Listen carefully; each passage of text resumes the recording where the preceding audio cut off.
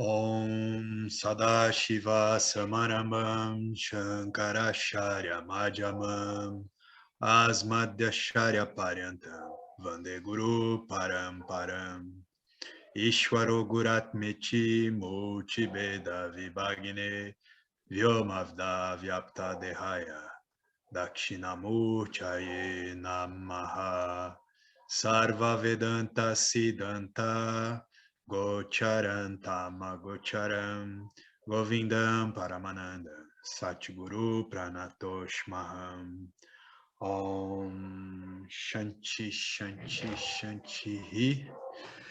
Saudação ao nosso professor, todos os professores da Sampradaya.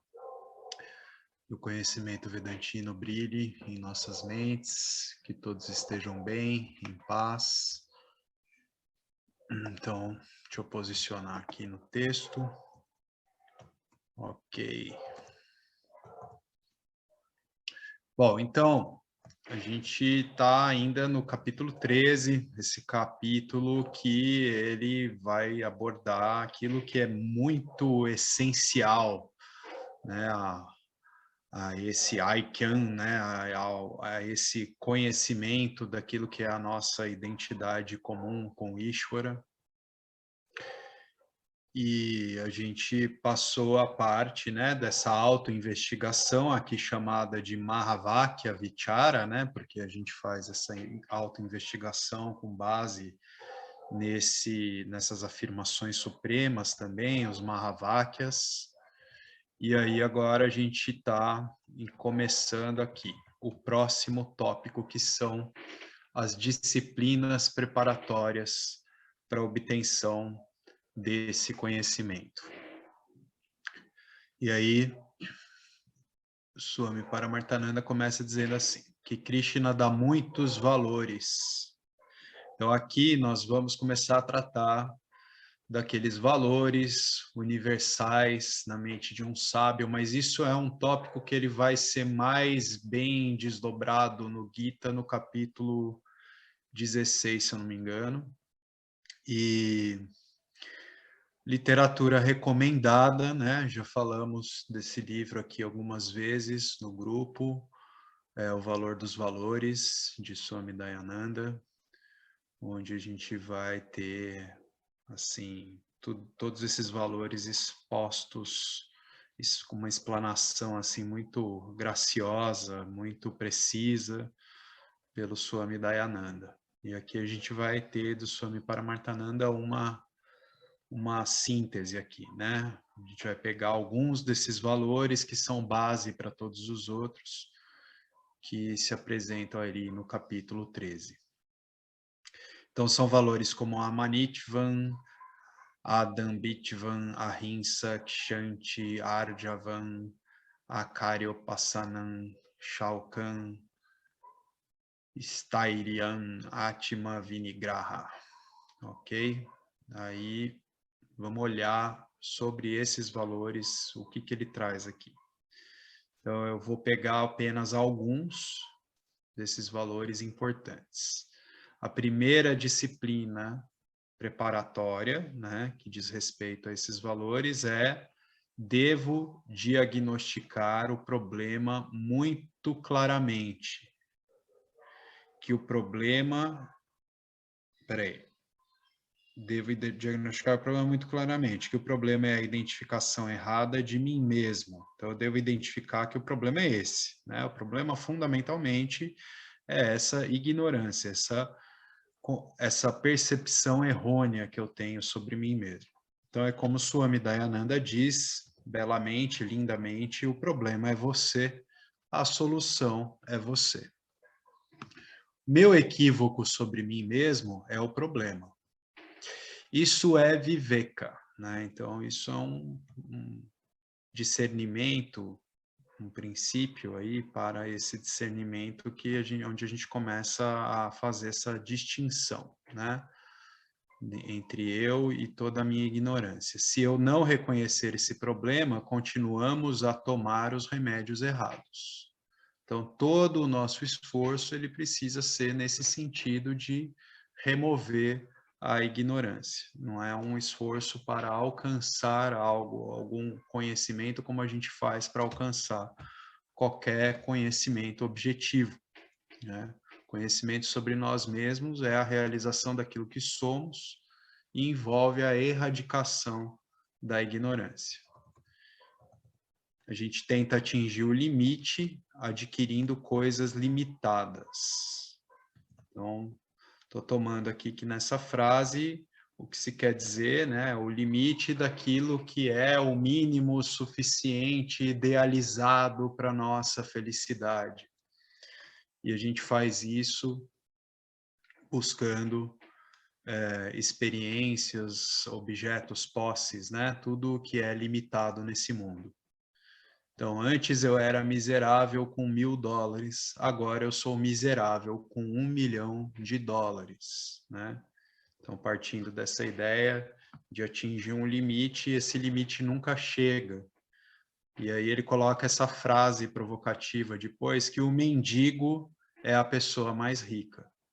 Então, pegando esse contexto aqui, a gente pode entender que uma pessoa que é um mendigo, mas aquele mendigo que de fato ele é aquilo porque ele não tem outra, ele não sofre por aspirações de alcançar esses limites para atingir uma suposta felicidade, por alcançar mais posses, mais riqueza. Então, esse indivíduo é a pessoa mais rica que há.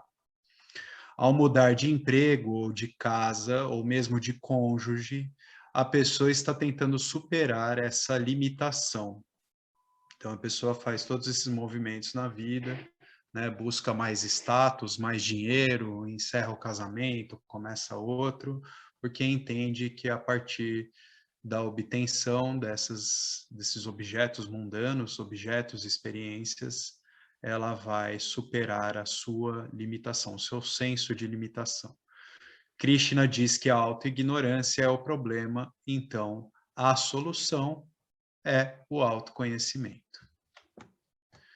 O segundo valor é Vairagyan. Se você considerar o autoconhecimento como a prioridade máxima, então todos os objetivos mundanos se tornarão secundários. Não vou passar a minha vida inteira ganhando mais dinheiro ou gastando todo o meu tempo em entretenimento. Cuidado, ninguém está dizendo que dinheiro ou entretenimento é ruim. Eles são necessários, mas eles não podem ser o propósito de uma vida. Para um aluno vedantino, o seu foco é muito claro. Todo o resto é um meio de atingir o objetivo do autoconhecimento. Então, aqui é interessante a gente ver como Vairagyan está sendo traduzido como aquilo que de fato Vairagyan significa, uma dissociação onde tudo o que é alcançável como um objetivo mundano se torna secundário. Então, quando eu pratico essa dissociação, eu estou priorizando o autoconhecimento. Então, aqui o Vairagyan está sendo colocado como priorização.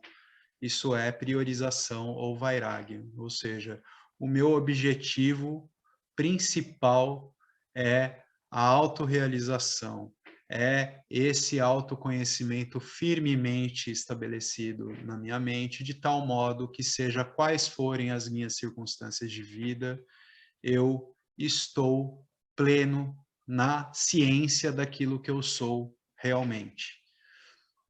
Então, isso é Vairagya. Eu priorizo isso, todo o resto é secundário. E eu desfruto, né, de todo o resto, mas isso não é um objetivo, uma prioridade na minha vida. Mais uma eu vou destacar, mais um desses valores. O Krishna diz que você deve ter a graça do Senhor para essa grande busca da vida. Busque sempre a ajuda do Senhor, né? Busque sempre olhar para essa inteligência suprema, reconhecer e reverenciar isso que rege o todo, Então, você pede também a sua ajuda, né, para que você tenha mais sabedoria, mais estabilidade mental em Ishvara, né, no Senhor. Mesmo para conseguir um guru adequado, você precisa da graça do Senhor, né? Então, você precisa de Viveka, Vairagya e Bhakti. Então, você precisa do discernimento, você precisa do Vairagya como esse valor fundamental, né, onde você busca cada vez mais não está tão vinculado, está cada vez mais dissociado desse vínculo com posses de toda forma, né? E você pratica Bhakti, você tem uma devoção, uma reverência pela totalidade. Há mais valores que veremos no capítulo 16. Eu fiquei inclinado a fazer um testemunho aqui, quando eu estava lendo agora isso aqui. Então, mesmo para conseguir um guru adequado, você precisa da graça do Senhor. Eu não sei se todo mundo que está nessa sala já ouviu essa história, mas o Nagar, ele apareceu na minha vida, assim, lá em 2013, quando eu estava num momento que, naquele dia exatamente, eu pedi por um professor na minha vida, assim. E, enfim, sem entrar em mais detalhes, mas é basicamente essa a história. Então, o último tópico é Vicharapala. Então, os frutos que nós obtemos dessa autoinvestigação. Esse é o último tópico. Qual é o benefício desse Vedanta Vichara, dessa investigação através do Vedanta? Então, uma vez que eu percebo que eu sou Purusha, então eu olho para Prakriti com muita objetividade. Uma vez que eu percebo, né, que eu, em essência, a essência desse experienciador é essa consciência, então eu olho para todo o mundo, para tudo aquilo que é objetivável, de maneira muito clara e objetiva. Eu olho para o meu próprio corpo e mente objetivamente. Eu aceito as leis de Prakriti, né? As leis que regem toda essa materialidade. O universo material, eu aceito isso sem resistência. Eu aceito com graça a velhice, a doença, a decadência e a morte do meu corpo. Mesmo quando o corpo se resolve nos 5 elementos, não me queixo, pois não tenho identificação com ele.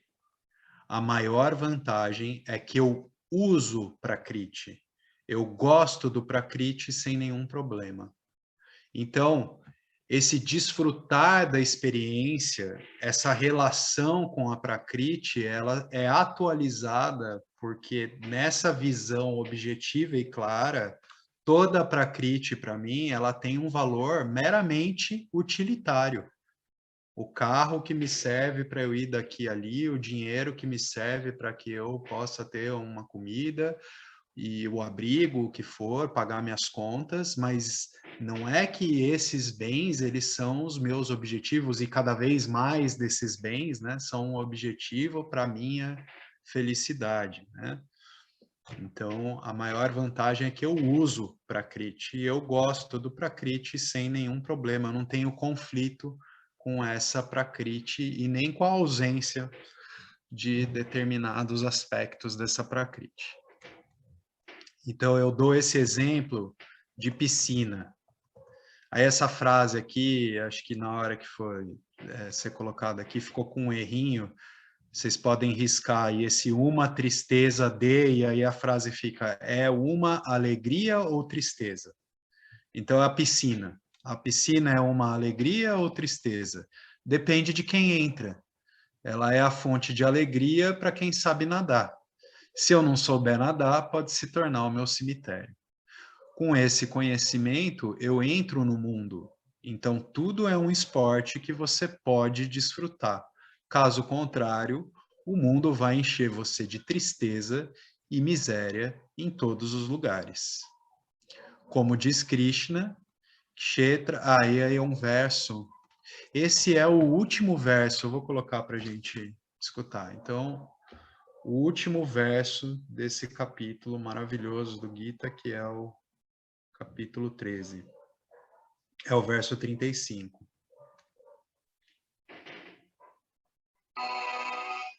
क्षेत्र क्षेत्रज्ञो एवम् अन्तरं ज्ञानचक्षुषा भूतप्रकृति मोक्षं च ये विदुहायान्ति ते परम्. Então, na explicação desse verso aqui por Swami Paramarthananda, a vida não é uma luta ou um estorvo para aqueles que alcançaram esse conhecimento. Você pode aproveitar o mundo não postumamente, mas mesmo quando vivo, adquirindo esse conhecimento. A vida é um esporte que eles desfrutam. Então, Arjuna, faça esse Mahavakya Vichara, essa investigação, adquira esse conhecimento e seja sempre livre. E assim a gente encerrou o resumo do capítulo 13. E aí, pessoal? Ninguém gostaria de trazer algo, comentar, perguntar, ou trazer algo do encontro passado também, que eventualmente ficou? Alguma questão aí?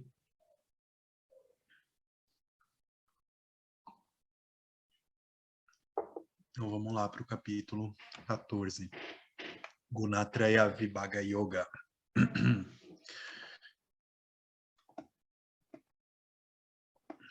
Aqui a gente tem o capítulo que trata, né, que é a fundamentação para o ótimo livro do James, Yoga das Três Energias, que tem a série de encontros que foi conduzida pelo Alex. Quem não viu, altamente recomendável.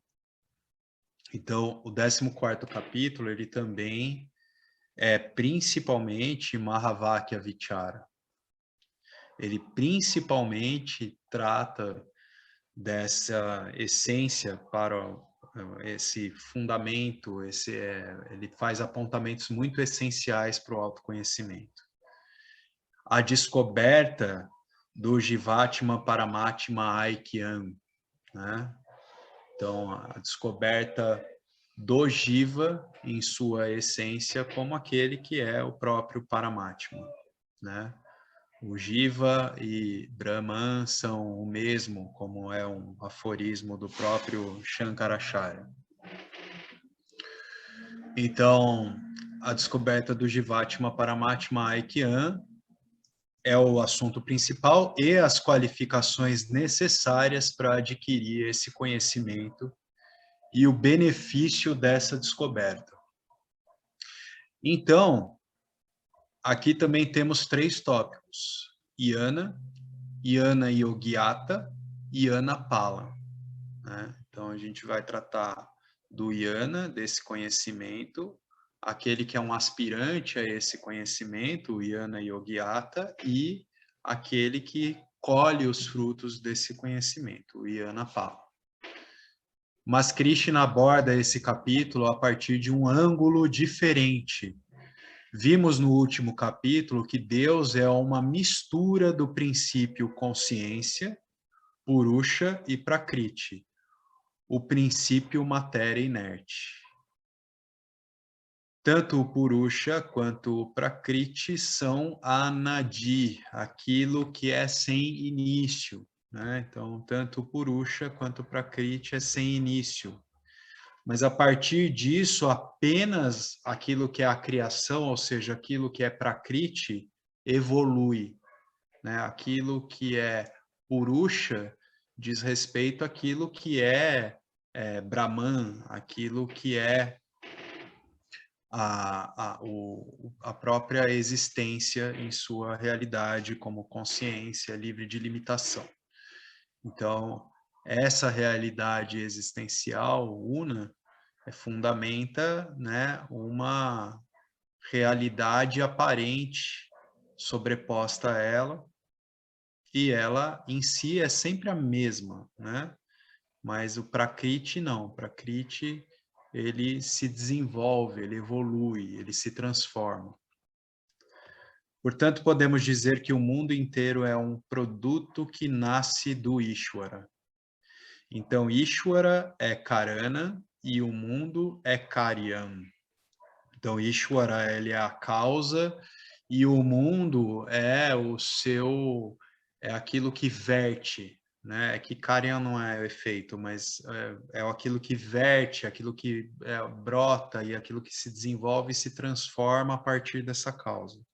Então, Ishvara é Karana e o mundo é Karyam. Existe uma lei, Karyam Guna Karyam Anuvartente. Qualquer que seja a característica do Karana, também será inerente, herdada no Karyam. Então, qualquer que seja a característica da causa, tudo isso está herdado naquilo que se desdobra a partir dessa causa, né? Se o ornamento ele é feito de ouro, então o ornamento também será ouro. Se o ouro tem 6% de cobre, então o ornamento também terá 6% de cobre. Isso nós vemos na vida normal também.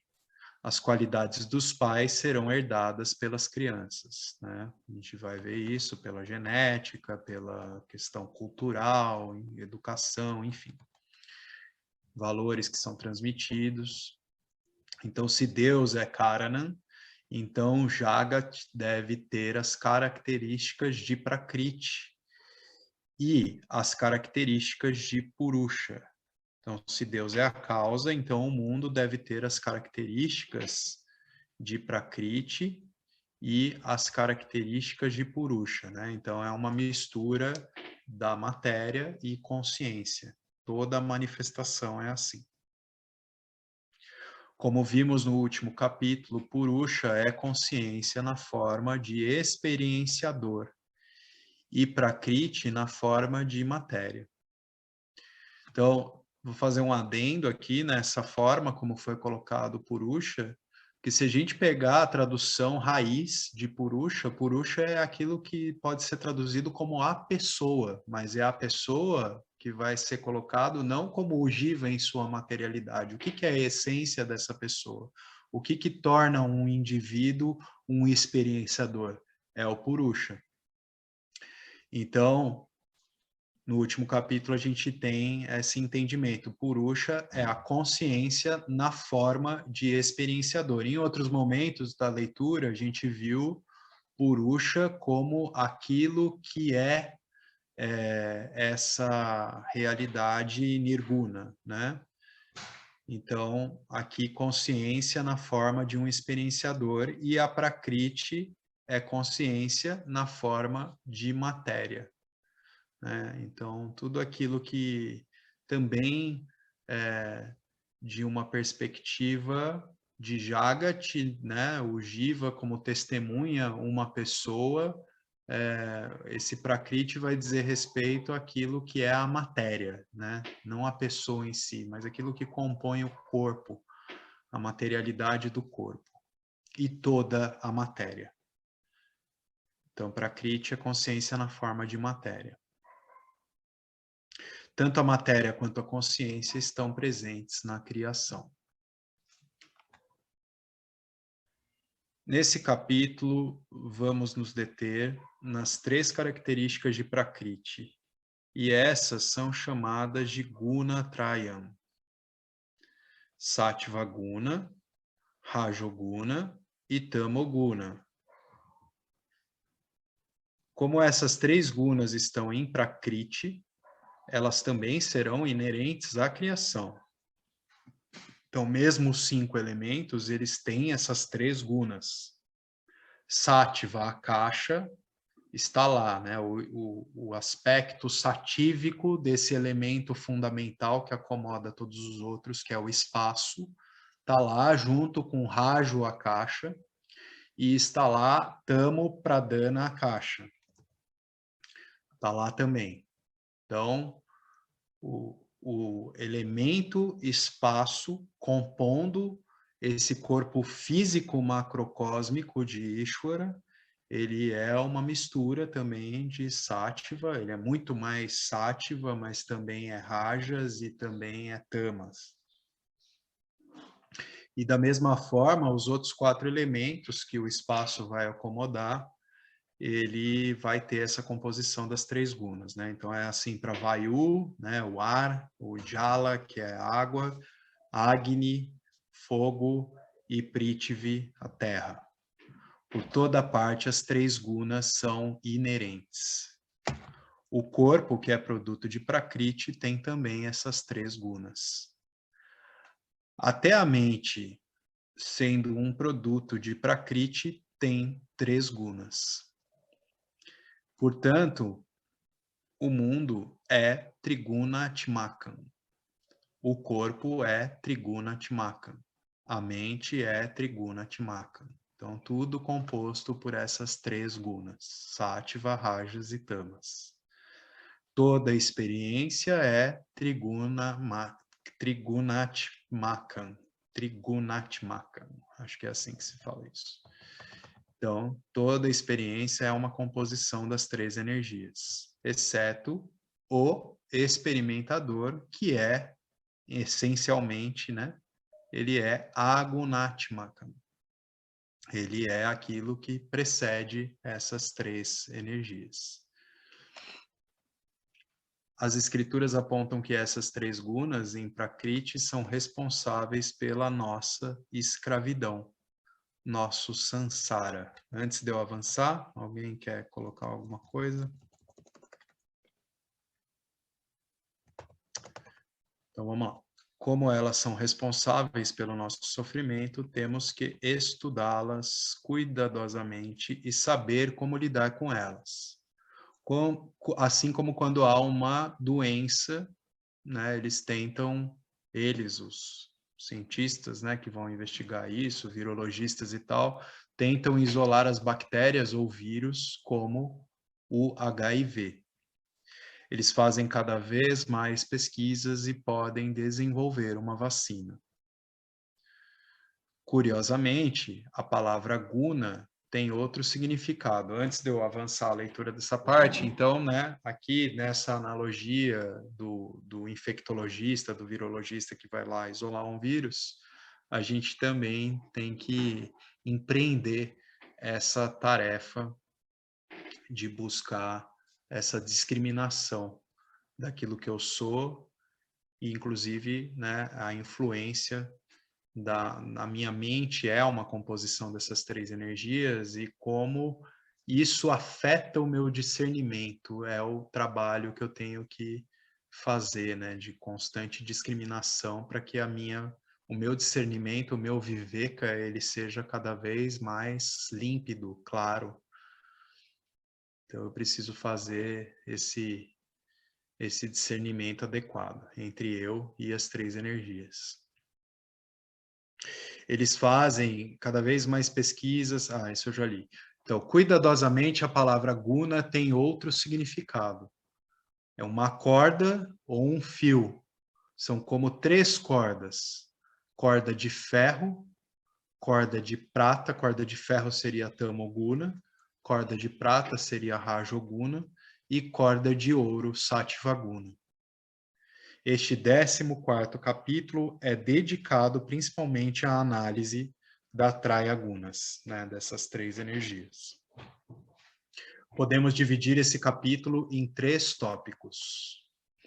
Guna Traya Vichara, né, a gente vai fazer a análise, a investigação das 3 gunas e como elas nos amarram, como elas nos algemam. Depois, Guna Chittativan Sadhana, como sair da escravidão das 3 gunas, transcendendo as 3 gunas. Então, tem um aspecto prático, uma sadhana aí no que envolve esse tópico. Guna Chittativan Sadhana. Então, a gente vai ver como sair dessa escravidão, transcender as 3 gunas. Guna Chittativan Palam. E aí a gente vai observar, né, contemplar o benefício, os frutos de transcender os gunas. Então, começando por Guna Triya Vichara, essa investigação das 3 gunas, aqui o Krishna analisa as 3 gunas a partir de ângulos diferentes. São 5 tópicos. Primeiro é a definição da guna, Guna Triya Lakshana. Sattva Guna é da natureza da tranquilidade, Nirmala, Shantan. Então, isso que é dessa natureza que é um espelho refletor muito preciso da consciência original que fundamenta toda a existência. Então, sendo essa natureza existencial, aquilo que é pleno, aquilo que é o imutável, natural que Sattva Guna seja da natureza da tranquilidade, desse Nirmala, Shanta, uma paz plena, assim, né? Uma paz total. Já Rajas, né, é Karmatmakam, ou seja, é aquilo que coloca sobre esse reflexo da consciência um aspecto dinâmico.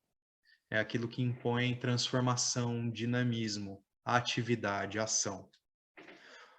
Positivamente colocado como dinamismo e negativamente como inquietação. Tamoguna é Mohatmakan, ou seja, é da natureza da monotonia, que domina, olha só, domina tanto a tranquilidade quanto o dinamismo, se sobrepõe. É como se aquilo encapsulasse, porque aquilo é um véu muito denso. Tamas também é da natureza daquilo que compõe predominantemente tudo aquilo que são os objetos físicos, né, densos, os objetos físicos grosseiros.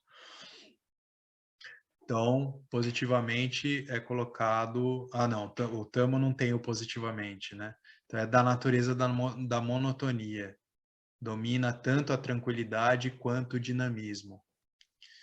Então, é por isso que, como a gente já viu, a gente depende de fazer um trabalho árduo para sair de um estado mental em que tamas é muito predominante para um estado rajásico, para depois a gente aspirar a um estado satívico.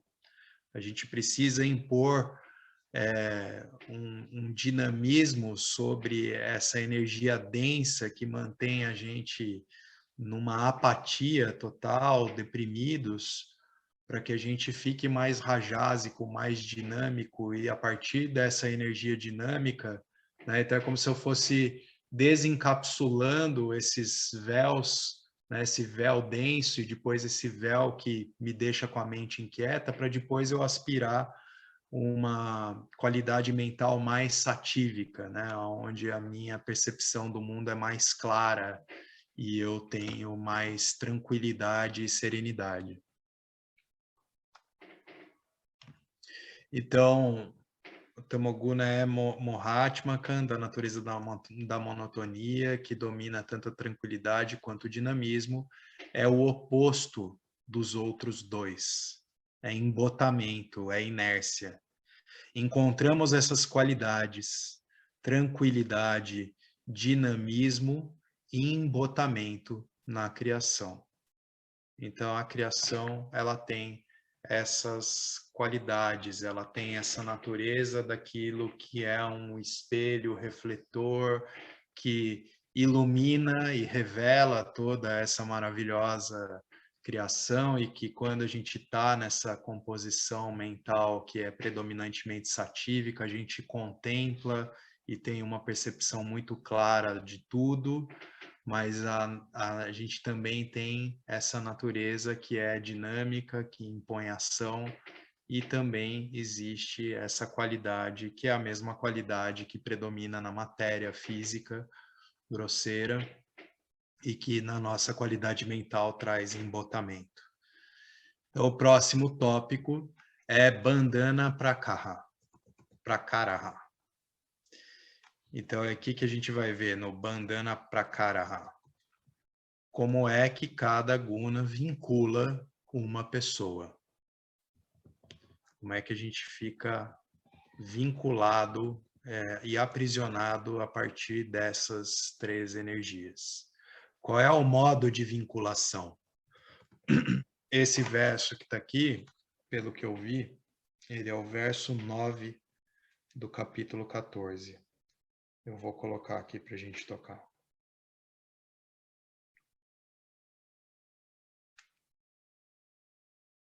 Só um instantinho. 14, 9. सुखे संजयति रजः कर्मणि भारत ज्ञानं वावृत्य तु तमाः प्रमादे संजयति युत Sattva-guna faz uma pessoa amar a tranquilidade e o conhecimento. O amor à tranquilidade é bom, mas uma pessoa viciada em tranquilidade e conhecimento, para que ela sempre queira quietude. Peraí, o amor à tranquilidade é bom, mas uma pessoa viciada em tranquilidade e conhecimento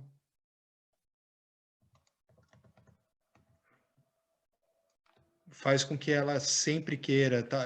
Eu li de um jeito que eu acho que a frase não tá boa, né? Então seria alguma coisa como esse vício na tranquilidade, né? Esse vício na erudição, que é muito comum das pessoas de uma mente mais satívica, ele faz com que a pessoa fique, né, sempre querendo somente isso, né? E ela sempre quer quietude. E qualquer coisa que possa perturbar essa quietude para que essa pessoa possa praticar a sua erudição, o seu vasto conhecimento sobre as escrituras védicas ou em qualquer área do conhecimento, ou para que a pessoa permaneça em meditação.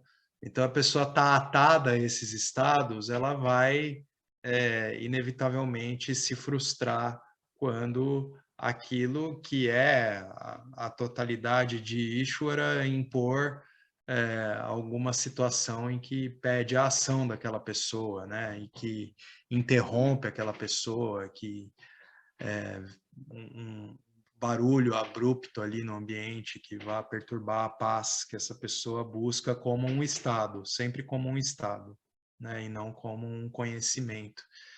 Então, incapacidade de suportar ruídos é outra. Tá precisando melhorar essa tradução, mas dá para entender o sentido, né? Então, o amor à tranquilidade é bom, né? Mas faz uma pessoa viciada em tranquilidade e conhecimento, e ela, para que ela sempre queira quietude. E essa pessoa vai ter essa intolerância, né, às interrupções que eventualmente ocorram, né? Isso vai ter uma dificuldade de suportar ruídos. O amor é uma coisa positiva, mas o vício não é. Uma pessoa apaixonada por Sattva-guna ama o Dharma, mas não suporta o Adharma.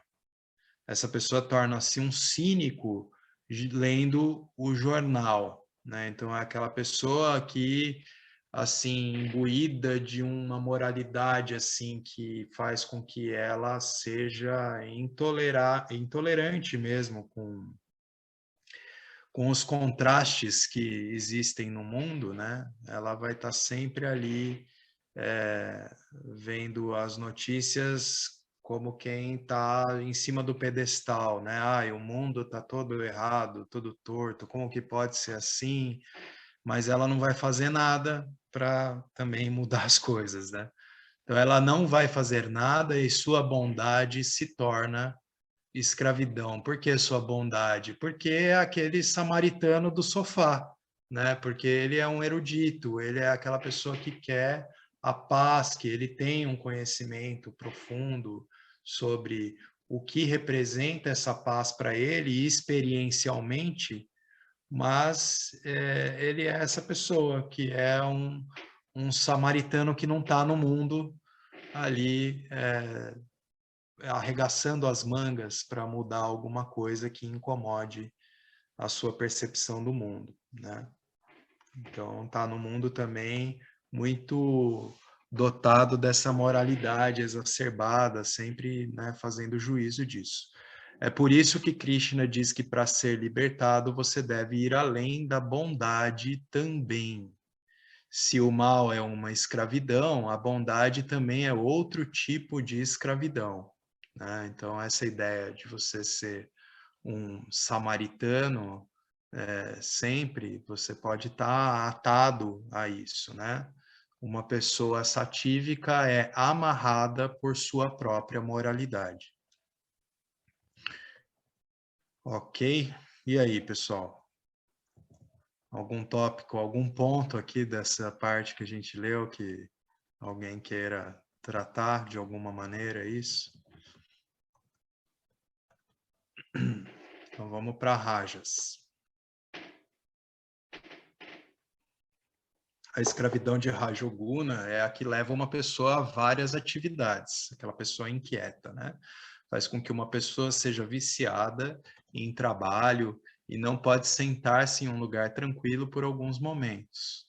Vocês já conheceram essas pessoas que você tem a nítida percepção que ela tem uma dificuldade de relaxar, assim?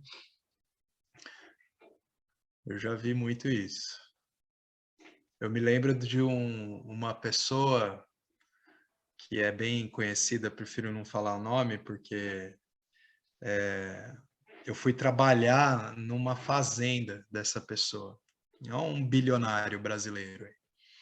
E ele mantém projetos de preservação, de flora, de fauna. Ele investe o dinheiro nisso. E aí eu fui para essa fazenda do Mato Grosso do Sul, lá 50 e tantos mil hectares, 4 pistas de pouso dentro da fazenda, posto de gasolina, uma vila com escola, tudo dentro da fazenda. Uma estrutura absurda, assim, posto de combustível, tudo do cara, assim. E construções, edificações maravilhosas, assim, estonteantes, uma coisa muito integrada com a paisagem, assim, muito bonito, muito investimento, assim, bem sofisticado o negócio. E aquela paisagem linda do Pantanal e o cara tenso, o tempo todo tenso. E eu olhava para aquilo e falava, nossa, o cara que tem essa condição, né? E eu lá na casa dele, um dia conversando com ele, aquela paisagem maravilhosa, os tuiuius passando pela frente da janela dele, assim, e umas obras de arte que ele tem no jardim, umas espreguiçadeiras super bonitas lá, e o cara lá em pé, tenso, eu falava, nossa, pensando comigo, né? Deu vontade de convidar ele. Falar, então, vamos deitar ali comigo um pouquinho, ficar olhando para a tua paisagem aqui, porque é lindo. Parece que ele nunca fazia isso. Eu acompanhei ele por dias e dias seguidos, tenso e sempre agitado. Então, um bom exemplo de uma pessoa bem rajásica, assim.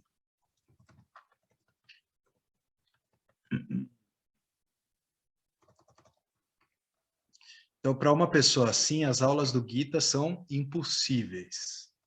Mais ações produzem mais karma palam, e mais karma palam produz mais jamas, mais nascimentos, né? Então, mais ações produz mais resultados que eu vou colher do meu karma, e quanto mais eu fico produzindo esse ciclo, né, de ação e consequências das minhas ações, mais eu estou atado a esse samsara, portanto, mais jamas, mais nascimentos eu tenho, né? Então, mais jamas produz, por sua vez, mais karma. Puranapi, Punarapi Yanam. Punarapi Maranam. Rajo vincula aumentando a atividade. Se alguém souber a tradução mais precisa, eu não sei nem qual é. Se Puranapi Yanam, Puranapi Maranam. Se alguém quiser colaborar aí, agradeço.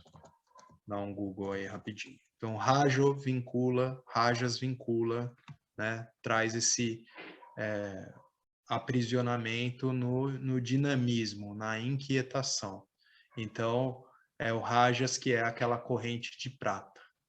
Você está numa corrente de ouro, quando você está, né, nesse estado satívico, em que o mundo para você tem que ser sempre um estado de muita paz e contemplação, e quando isso se perde em alguns lapsos, você fica frustrado. Rajas, por sua vez, é a corrente de prata que te vincula na atividade incessante. E Tamoguna liga uma pessoa, mantém essa pessoa vinculada na negligência, no erro, no descuido, no esquecimento, na incapacidade de pensar, na incapacidade de discriminar, frustrações de ignorância e etc. Né? Então, aquela pessoa que tem uma dificuldade de levantar da cama mesmo por um embotamento muito grande, e a vida vai passando e contas que deveriam ser pagas vão acumulando, daqui a pouco corta a luz, corta a água da casa, a pessoa vai acumulando problemas na vida dela por uma falta de capacidade de agir mesmo e negligencia muita coisa daquilo que precisa ser feito. Então, o próximo tópico que Krishna discute é Gunatraya Linga. Linga significa indicações para saber qual guna é predominante.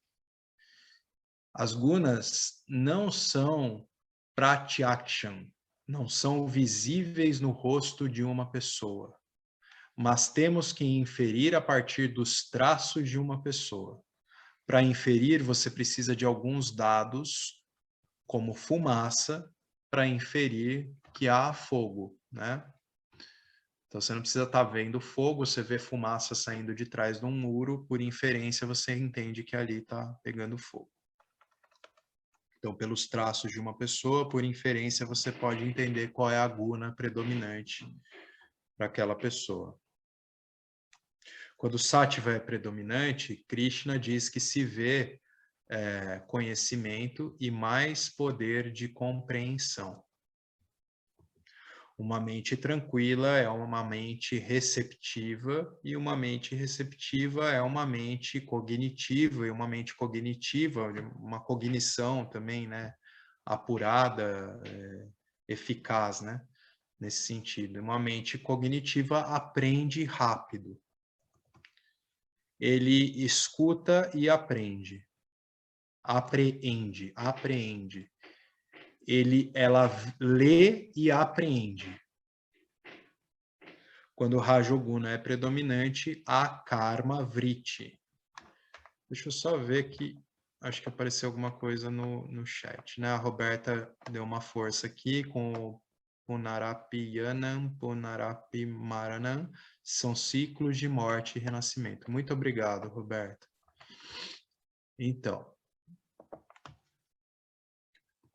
Então aí o Rajoguna, né? O Rajoguna, ele faz com que haja esse Karma Vritti. Ele vai continuar em turnês para aumentar os negócios, diversificar os negócios, abrir mais filiais, mais no ar do que em terra. Uma pessoa que não para, acho que é mais nesse sentido, né? Que está mais no ar porque está viajando para lá e para cá. Né? Um exemplo aí de uma pessoa que, de repente, até um artista aí que ele pensou, né, em turnês, um cantor, sei lá, então o cara não para porque ele quer mais e mais, né? Então esse karma vritti, essa pessoa que por essa predominância de rajas, ela é inquieta e ela busca sempre mais, ela não cessa a ação. Pramata ou Moha ou Nidra Vritti é indicação de Tamoguna, né? Então, essa pessoa que dorme demais, que vive desiludida com a vida, que vive, né, com aquele aspecto de torpor mental, assim, né? Essa pessoa, isso é uma indicação de uma predominância de tamas na qualidade mental dessa pessoa. Negligência e descuido. Você lhe dá 5 tarefas e 3 estarão erradas. Ou ele está dormindo, ou está com sono. Aquela pessoa que está sempre cansada, se arrastando. Então, o quarto tópico que Krishna discute é Guna Traya Pala. Qual é a consequência do aumento dessas 3 gunas? Quando o Sattva aumenta, Yanam vai aumentar. Conhecimento aumenta. Quando o Raja aumenta, quando o Rajas aumenta, Karma vai aumentar. Você vai empreender mais, você vai estar mais agitado. E quando o Tama aumenta, Tamas aumenta, ou Tamo, os erros vão aumentar, porque você não tem discernimento adequado, você não empreende ações adequadas também e negligencia muitas outras. Então, o quinto e último tópico que Krishna discute é Guna Traya Gati. O que vai acontecer com uma pessoa após a morte? Que tipo de viagem ele terá?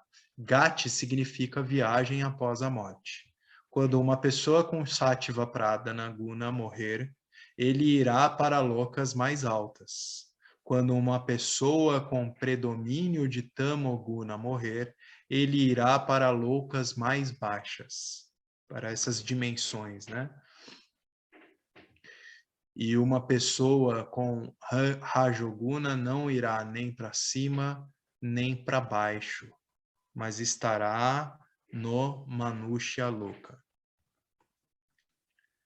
A ênfase de Krishna é que todas as 3 gunas amarram uma pessoa. Apenas a amarração, a natureza dessa amarração é que é diferente. Então, as 3 gunas nos mantêm atados. Aí a gente tem que definir, a gente quer estar atado a uma corrente de ferro, a de prata ou a de ouro, ou, melhor ainda, não quero estar atado a nenhuma, né? Então, como que a gente logra isso? Pelo autoconhecimento. A menos que uma pessoa se torne gunatita, né? Esse que é desprovido, né? É impossível para uma pessoa obter a libertação. Ao menos que essa pessoa seja aquele que é um gunatita, aquele que está objetivando as 3 gunas de tal modo que se compreende como aquele que não tem a natureza de nenhuma delas, né, que é livre de todas elas. Então é impossível obter a libertação se não há esse autoconhecimento. O próximo tópico é como se tornar um gunatita e quais são as sadhanas a serem praticadas. O Shastra prescreve um procedimento gradual e não é um processo abrupto. Então, as escrituras prescrevem esse procedimento que é gradativo, né, que não é repentinamente que você vai resolver isso, mas existe essa sadhana. As nossas escrituras não recomendam mudanças revolucionárias, até porque as mudanças revolucionárias, elas dificilmente se sustentam. Então, a gente precisa edificar isso de uma maneira bem sólida para que isso se sustente, né? Sair de uma condição mental mais tamásica para uma condição em que sátiva predomina, exige uma transição em que eu preciso passar para uma condição mais rajásica para então edificar adequadamente a possibilidade de sustentar essa condição mais satívica. Nós não acreditamos em programas de crash. As mudanças só devem ser evolucionárias. né? Então não tem esses crashes, não tem nada que possa ser assim abrupto, repentino. Olhe para a natureza, né? Vamos olhar para tudo como se deve, como se desenrola na natureza, os ciclos reprodutivos das plantas, a evolução como um todo, que se desenrola por bilhões de anos aqui no planeta, né? Então, olhe para a natureza, tudo é lento e gradativo. Uma flor também desabrocha gradativamente. A libertação instantânea não é possível, como o café instantâneo. Não acredite em ninguém quando alguém promete libertação instantânea. Muitas pessoas no início são Tamoguna Pradhana. Uma criança dorme o tempo todo. Ela só acorda para o leite e dorme. Acorda para mamar, volta a dormir. A falta de atividade, e se há alguma ação, eles são instintivos e não são ações deliberadas, né? Para essas pessoas predominantemente tamásicas, né? Então, tem um torpor, uma falta de atividade por causa desse torpor. E aí, quando essas pessoas vão praticar alguma ação, é para sua satisfação imediata, geralmente, né? São ações instintivas e não deliberadas, ou inteligentemente deliberadas, né?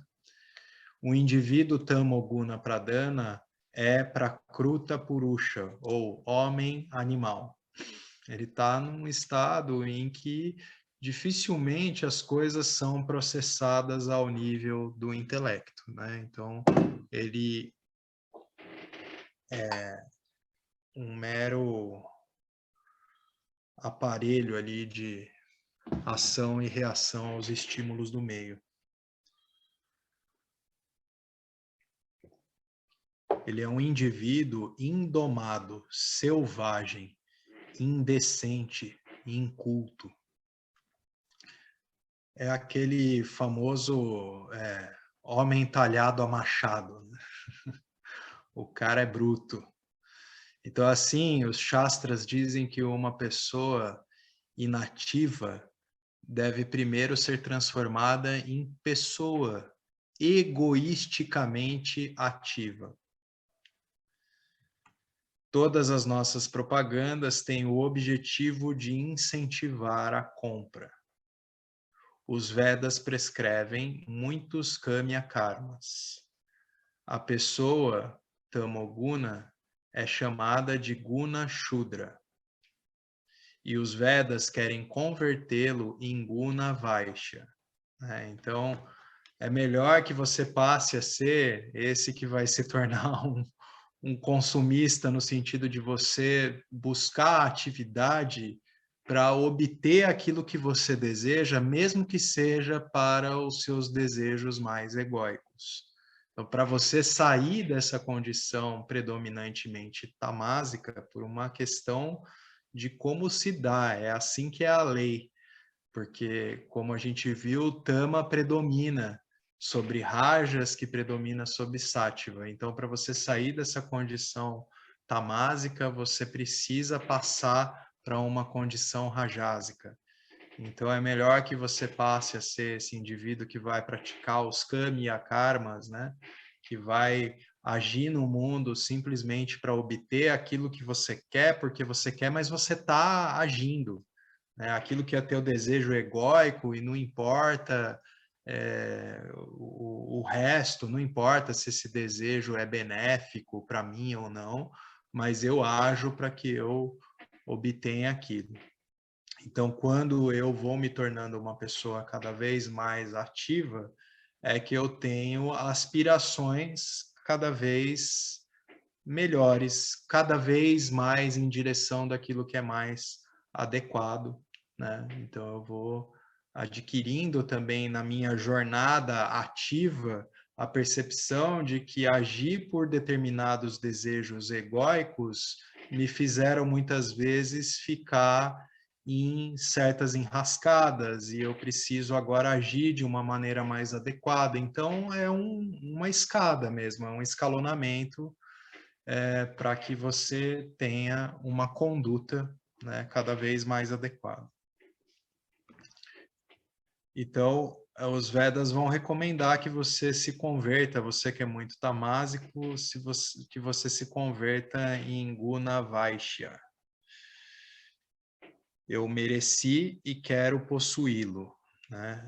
Os Vedas, eles vão recomendar que você seja esse Rajoguna, se você é predominantemente tamásico, porque não tem como você aspirar, sair de uma condição tamásica para uma condição de mente satívica assim. Então, você empreende ações para obter aquilo que você quer e aí você, por mérito, vai conseguir. E essa dinâmica, né, de desejo, ação, obtenção dos desejos, vai te movendo para uma condição de ação cada vez mais adequada. Suas mentes não podem pensar além de si e a sua família apenas. Uma vez que você tenha sido egoisticamente ativo, você tem que progredir para um estágio altruísta e ativo. Sakama Karma Pradana, para Nishkama Pradana Karma, Guna Vaishya para Guna Kshitriya. Guna Kshitriya é altamente ativo, mas todas as ações são para o benefício da sociedade. Você tem sido suficientemente ativo. Agora você se volta para a quietude da mente. Para estudar e entender é preciso ter uma mente quieta e tranquila. Shravana Manana Nididhyasana precisa de uma mente relaxada e contemplativa. Então, pegando ali um pouquinho, né, o que eu li antes, a gente vai fazendo essa conversão, né, do Sakama Karmas para Nishikama Pradana Karma, né? Eu vou agindo cada vez menos naquela condição em que eu só me lembro de Deus e faço as minhas súplicas a Ele. Então, Deus é um meio para eu conseguir aquilo que eu quero, para me tornar mais Nishkama, ou seja, Deus é o meu objetivo. Eu faço essa conversão em que eu me direciono cada vez mais para não estar atado a nenhuma das gunas, finalmente.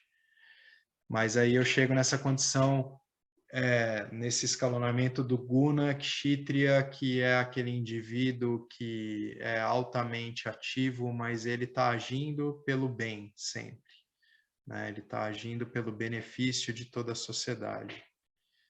Então, esse indivíduo que precisou fazer toda essa jornada heróica é como se em dado momento ele sentisse que ele pudesse, ele nem precisa, na verdade, sentar para contemplar a sua obra, vamos dizer assim, o seu desenvolvimento. Ele perde o interesse. Ele agora, ele entendeu finalmente que ele precisa buscar algo que é essencial. Tudo aquilo que ele fez, achando até dado momento que ele estava fazendo, porque fazendo ele estava se realizando, agora ele quer a realização em si, pelo conhecimento. E para isso a gente precisa de uma mente quieta, tranquila, né? Livre de débitos, assim. Então, só com essa condição mental que a gente pode praticar Shravana Manana Nididhyasana. Como você viaja de Guna Kshitriya para Guna Brahmana, através de Upasana, dhyana e meditação. Então, através da disciplina da mente, do Upasana, através da meditação. Aprenda a recolher a mente. Uma mente extrovertida não pode aprender Vedanta.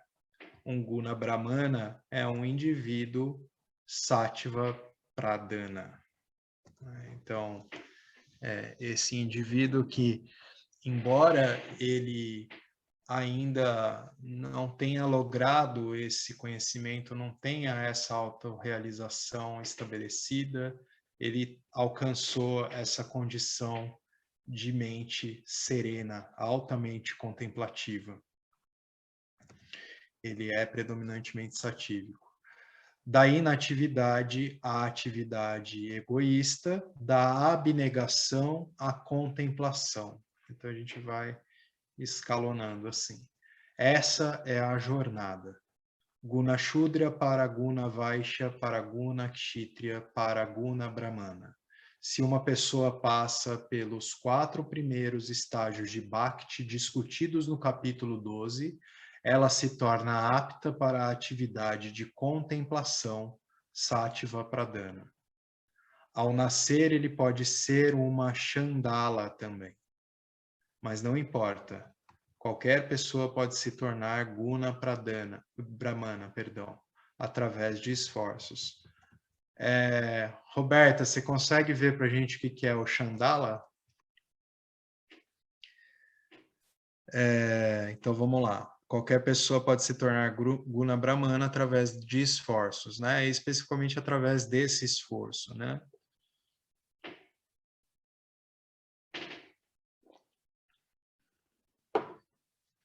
Com essa qualificação de Bhakti também, né?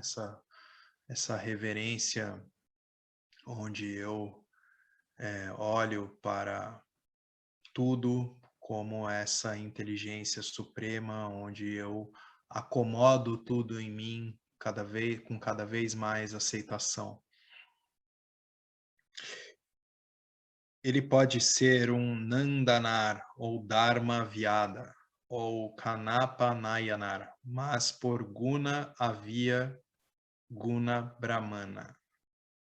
Seria bom se eu tivesse lido antes aqui, porque eu tenho umas coisinhas na maneira como está a frase que eu fico na dúvida se está colocado da melhor maneira e também para eu estudar um pouquinho melhor esses termos. Mas a gente está conseguindo entender a essência aqui, né? A gente precisa fazer esse trabalho que envolve arregaçar as mangas, que envolve aquilo que é prescrito, né, como condição para se colocar como um karma yogi no mundo, né? Então eu preciso agir e eu preciso agir de uma maneira adequada, eu preciso fazer aquilo que deve ser feito e eu preciso agir imbuído, né, dessa reverência, desse bhakti que fundamenta o Karma Yoga, né, como aquilo que estabelece a minha ação e a minha percepção do mundo no Ishwara Parna Buddhi, que a gente viu, acho que foi no capítulo 12 mesmo, né? Então eu pratico essa reverência por essa totalidade e eu tenho uma graciosa aceitação, né, Ishwara Prasad. Então, eu praticar, eu agir no mundo desse modo é o que faz com que eu trilhe essa jornada e o que faz com que a minha reverência, a minha devoção, ela vá se tornando cada vez mais qualificada. E o que faz, né, tomando aqui o tópico que a gente está abordando aqui no capítulo 14, com que eu tenha essa jornada de sair de uma condição tamásica ou de uma condição rajásica para uma condição satívica que finalmente vai me permitir, ainda estou aprisionado, posso estar aprisionado numa condição satívica, mas é a condição que vai finalmente me permitir realizar, né, alcançar esse autoconhecimento, né, pelo entendimento, eu me liberto. Então, a que comunidade você nasceu, para que profissão você pertence, nada disso importa, isso não importa. O que importa é a natureza de cada um.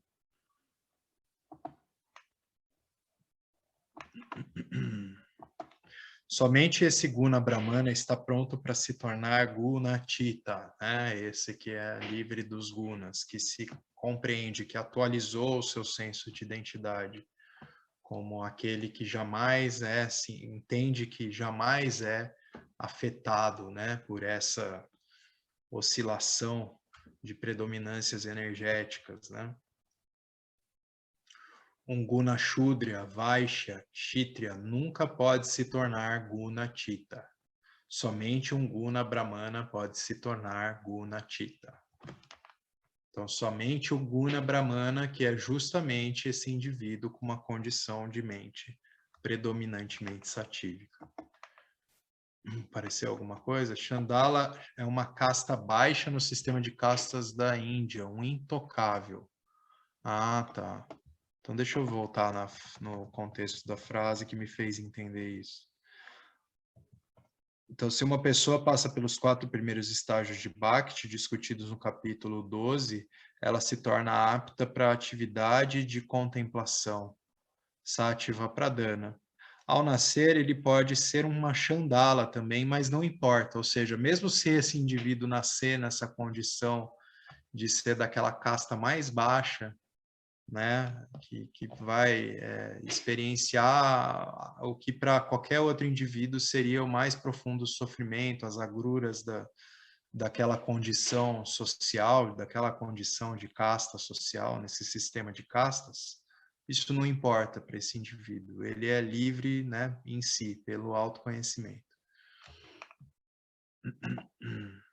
Apareceu mais uma mensagem aqui. O Cláudio também colocou aqui. É isso mesmo, dessas castas mais baixas. Então, próximo parágrafo. Antes da gente passar para ele, alguém gostaria de colocar algo? Então, vamos lá. A próxima pergunta é: o que devo fazer para me tornar Gunatita?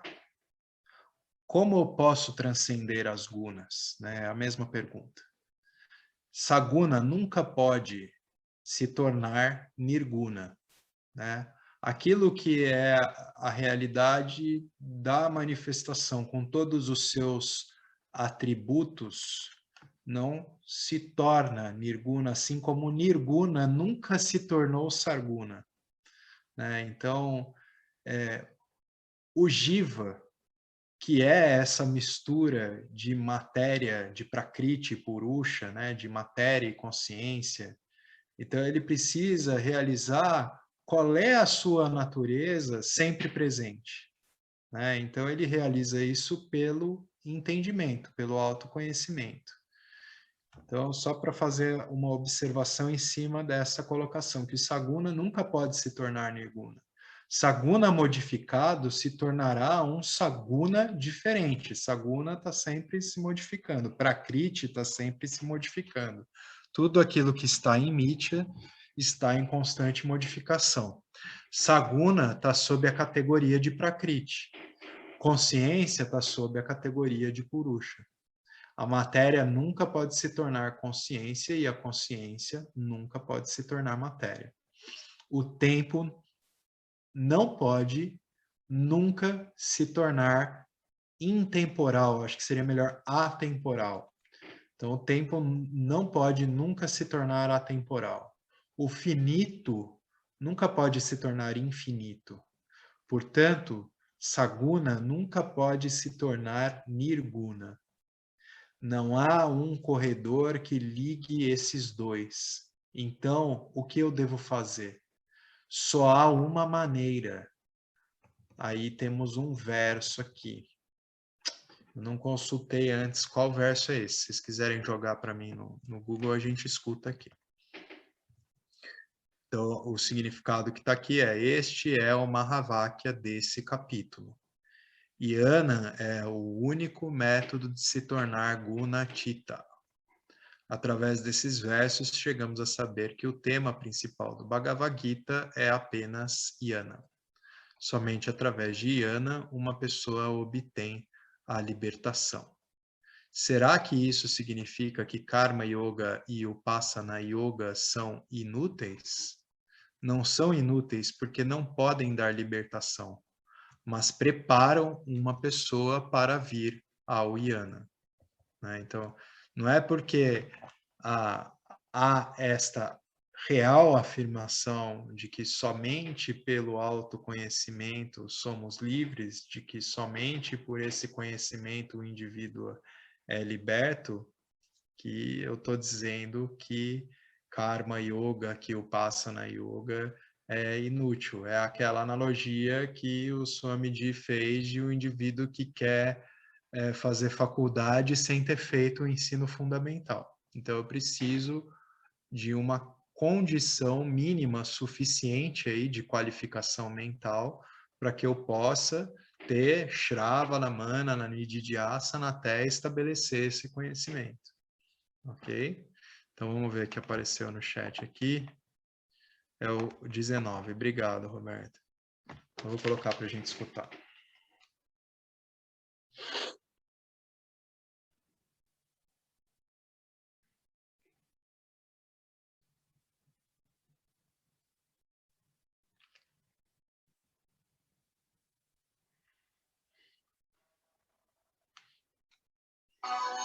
नायं गुणेभ्यः कर्तारम् यदा दृष्टानुपश्यति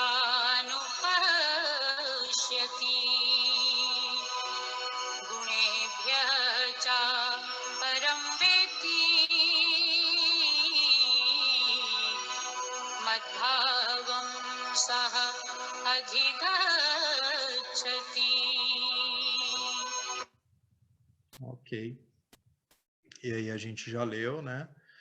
Então, o conhecimento da libertação, Yana, é o principal. Karma e Upasana são os membros. Portanto, um guna brahmana torna-se um guna chita através do Yana, né? O guna brahmana é esse indivíduo que, em uma condição de mente predominantemente satívica e dotado, né, daquele mumukshva, né? Ele tem uma única prioridade que é essa libertação pelo conhecimento. Então, esse indivíduo ele pode se tornar algum natita através do Yana. Como o Saguna pode se tornar Nirguna? Através do conhecimento. O complexo corpo-mente continua sendo finito. Eles nunca se tornarão Nirguna, né? Então, qualquer indivíduo que ainda alimenta qualquer realização mística de ascensão do corpo para a enésima dimensão e todas essas coisas que vêm do mundo esotérico aí, né? Tira o cavalinho da chuva, porque tudo isso se trata de obtenção de conhecimento. O corpo, que é saguna, não se torna nirguna, né? A consciência ou o Atma será nirguna e nunca se tornará saguna, né? Então, também para aqueles indivíduos que acham que com autoconhecimento todos os seus problemas poderão estar resolvidos, as contas serão automaticamente pagas, você transitará no mundo flutuando a alguns centímetros do chão, assim, a passos muito leves e com um olhar sempre sereno. Então, não é por aí. Então, o que acontece no Yana? O que acontece com a obtenção desse autoconhecimento? Antes do conhecimento, eu me reclamei como saguna, complexo corpo-mente. Antes do conhecimento, esse reclamei, eu estou entendendo aqui como eu tinha esse entendimento de mim mesmo, né? Eu me proclamava como saguna, como tudo aquilo que define esse indivíduo aparente, né? Então, eu me proclamava como sendo esse que é homem, que tem tal profissão, que tem tais gostos e aversões. Eu tinha me identificado com o complexo corpo-mente. Se o corpo-mente é saguna, então eu também me reivindico como saguna. Quando eu me identifico com algo, então os problemas de lá se tornarão meus problemas. Como quando você compra um carro novo, você não quer um único arranhão. Eles não vão gostar que nenhuma pessoa fique mesmo perto do carro deles. Ah, tá. Então a pessoa que tem um carro novo e tá ali, né, com aquele para no estacionamento, a pessoa que parou na vaga do lado vai abrir a porta, o cara já, opa, opa, cuidado para não bater na porta do meu carro, né? Fica todo melindrado ali com o carro. Então, uma pessoa que se encoste num carro recém-pintado, eles vão temer que o óleo na cabeça deixe uma marca na parede. Eles consideram a impureza do carro ou da parede como sua impureza. Essa do óleo na parede, eu não sei se eu peguei muito bem. Então, se eu me identifiquei com o corpo, saguna, então as impurezas do corpo se tornam a minha impureza. Então eu vou dizer que eu sou Guna Shudra, ou Vaishya, Kshitriya, ou Brahmana.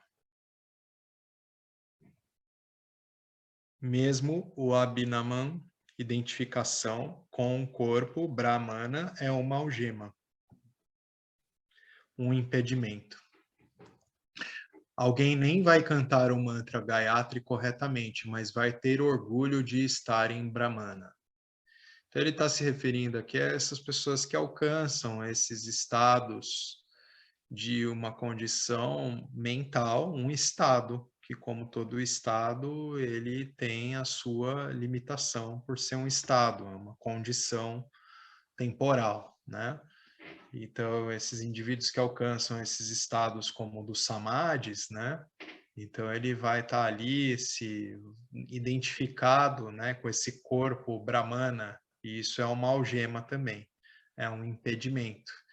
Esse indivíduo ele vai estar ali atado à necessidade de permanência nesse que é um estado.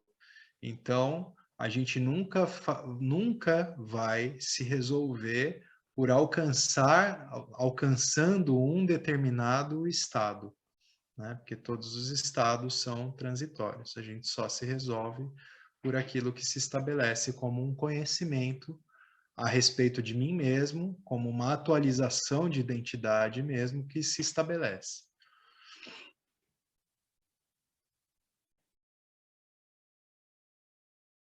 Quando eu estudo as escrituras e adquiro conhecimento, o que que eu ganho?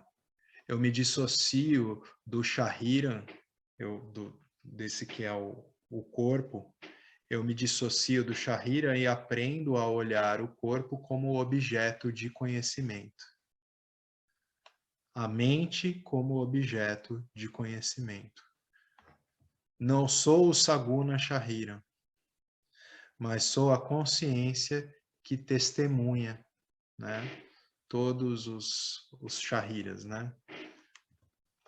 Que é aquela que pervade e possibilita todos os estados, o estado de sono profundo, o estado do sono com sonhos, o estado de vigília, nos 3 corpos, né? Então eu não sou o Saguna Shahira, mas eu sou a consciência, testemunha, o Chaitanya, e além de Sattva, Rajas ou Tamogunas. Aham Guna Chitta Chaitanya Asmi. Então, eu sou além de todas as gunas. Eu não mudei nada, mas mudei minha identificação. Essa mudança de identificação de Prakriti para Purusha é se tornar Guna Chitta. Essa atualização de identidade que me estabelece nesse entendimento de que eu fundamentalmente não sou afetado por essas oscilações de energia, por esses estados predominantes na mente, no corpo. Eu sou livre, eu sou verdadeiramente aquilo que é consciência, existência, livre de toda essa limitação. E aí, pessoal, vamos... Deixa eu ver o tamanho do próximo parágrafo. Aí eu quero decidir se a gente continua no próximo encontro, que hoje eu gostaria de encerrar um pouquinho mais cedo. Ou o que me deixa muito satisfeito é quando tem alguma questão aí que surge, a gente pode bater um papo a respeito. Senão eu estou encerrando aqui, vou passar uma linha aqui para eu já deixar marcado para o próximo encontro. E aí, pessoal? Alguém gostaria de comentar, trazer alguma questão?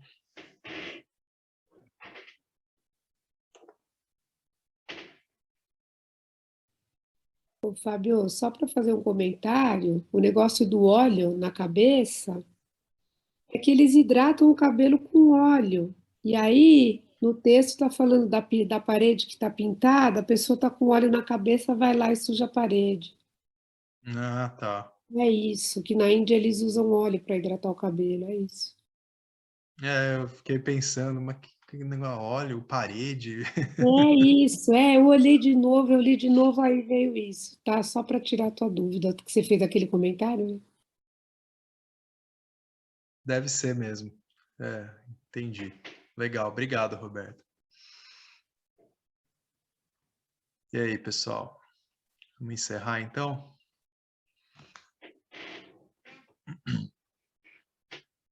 Om Purnamada Purnamidam Purnamudachyate Purnasya Purnamadaya Purnameva Vashishyate. Om Shanti, Shanti, Shanti. Boa noite a todos, bom descanso, até o próximo. Olá, queria trazer aqui para vocês o quanto eu tenho me beneficiado dos ensinamentos do Vedanta. Esses ensinamentos do Vedanta, eles mudaram a minha vida, o meu estilo de vida, né? A partir de uma compreensão sobre Jagata, o mundo, sobre essa pura inteligência, Ishvara, sobre o Jiva, né? A mente, o funcionamento, sobre a aplicação do Karma Yoga diariamente na vida, o quanto isso beneficia a purificação da mente, né?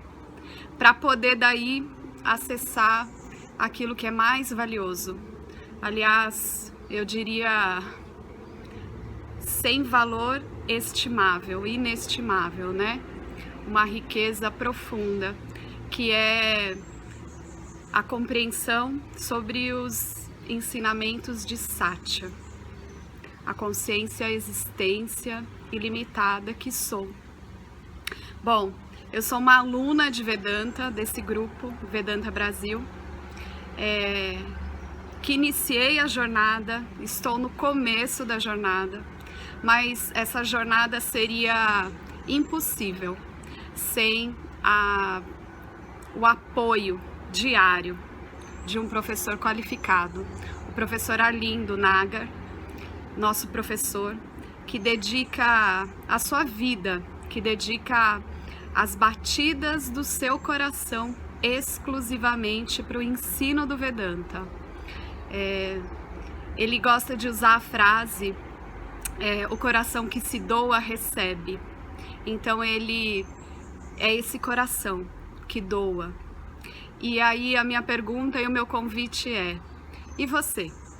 Tem se beneficiado também dos ensinamentos, da compreensão, da clareza desses ensinamentos que são trazidos para nós? Sim? Se sim, o coração que doa recebe.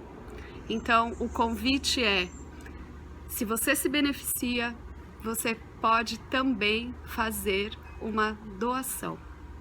Essa doação, ela é necessária, apropriada, para a manutenção, né, desse ensinamento vivo diariamente para nós, e é um convite para que a gente possa nutrir esse grupo com o dar e o receber.